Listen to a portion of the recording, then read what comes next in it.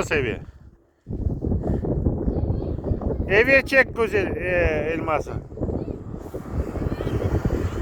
Eviye. Uşudum ben. Kır. Yolda gerek mi? Eviye çek oldu. Eviye kırınız. Yakınız tutunuz eviyeciz. Gerihan sen de tut.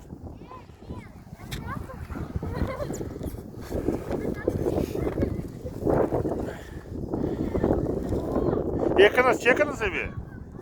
Degіз yapı.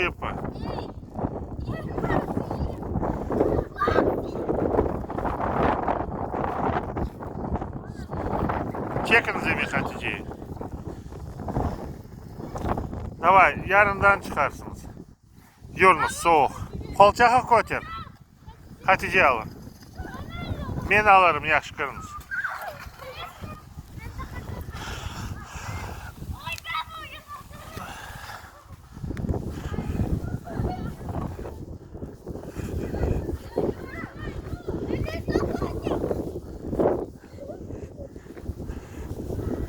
Kırınız evi.